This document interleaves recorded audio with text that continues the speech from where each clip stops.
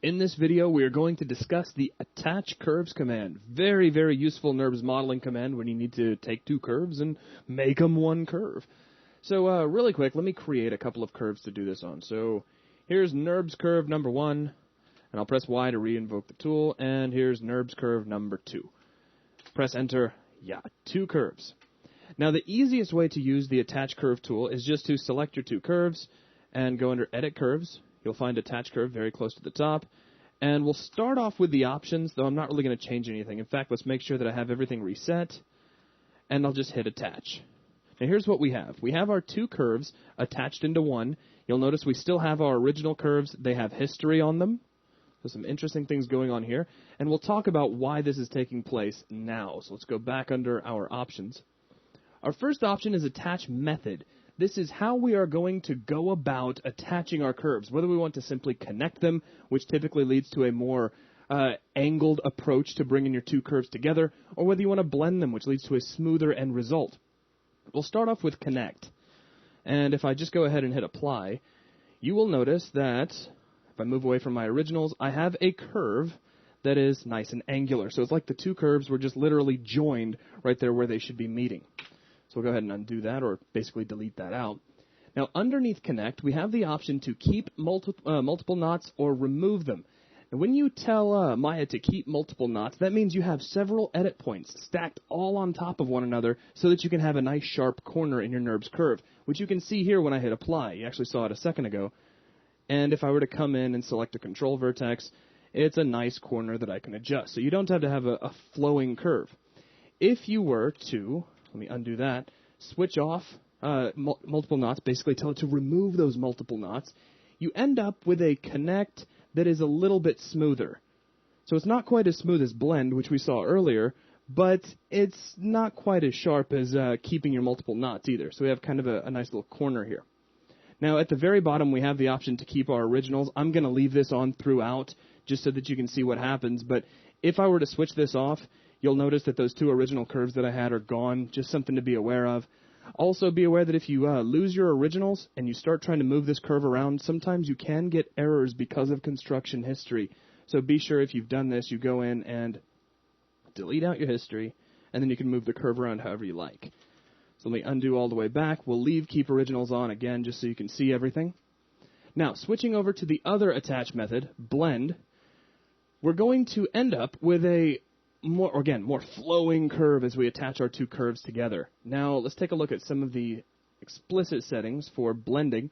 We have a blend bias. This is whether or not we are going to kind of flow more toward the curvature of the first curve or the second curve. And you'll see really quick if I apply this, and then if we go, and let me close this out. We'll actually do this under the node. We have our blend bias, and as it's really kind of subtle, maybe a little hard to see, but as I adjust from 0, we're following the curvature of our second curve, and at 1, we're going with our first curve. And you can kind of see the adjustment taking place. You have the option whether or not you want to insert a blend knot, and that's just putting in an extra knot to get rid of a little bit too much curvature. Maybe you run your blend and you notice that it's just a little too smooth. It rounded out more than you wanted it to. You can choose to insert a knot, which you can also do in the options box. And when you insert a knot, you'll notice you're following your original curvature of your two curves much more closely. Finally, you have a parameter that can be adjusted. This parameter allows you to control how much rounding takes place after you have inserted a knot. So it doesn't really do anything unless you have switched on blend knot insertion. Leaving this near 0 means you're following your original curvature as closely as possible. As you push toward 1, you're pulling away from that. So it's just a way to give you maximum control over how your two curves were blended together. Finally, you have a couple of options that don't really appear inside your options box. You have reverse 1 and reverse 2. By default, Maya is going to attach curves at the ends that are closest to one another. So it's kind of an error checking system. This has to do with where your curves start and where your curves end. So let me delete out these curves and I'll show you what I mean. If I were to create a CV curve, now notice where I'm starting. 1, 2, 3, 4. The curve ends right here. Take my second curve. 1, 2, 3, 4. Now these curves both end in the same location. In older days, this would cause minor problems because Maya would try to attach to one end or the other of the curve.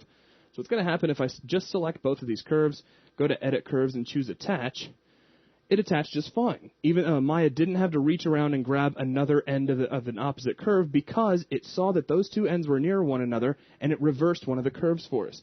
It took curve number 2 and reversed it. If we switch that off, we'd see what would have happened. Maya would have taken the first curve, wrapped it around to the opposite end of the second curve, and attached there. And you can switch these around, like if the reverse doesn't quite do what you want, you can flip these. If maybe Maya guesses wrong when you're trying to attach. In a lot of cases, not every case by any means, Maya will guess correctly if your ends are very near one another. If your ends, like, if you try to tee two curves into one another, like, for example, if I have one curve like so, and another curve kind of like so, where you can't really tell which end is closer to the next, Maya may not make the guess you want it to, so just kind of keep that in mind.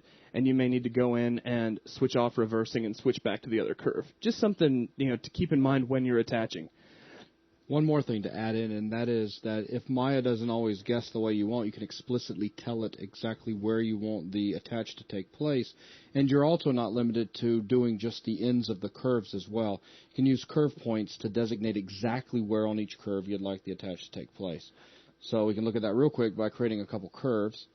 So maybe create one curve and create a second curve kind of out here. Yeah, then we can just right-click on a curve and grab a curve point.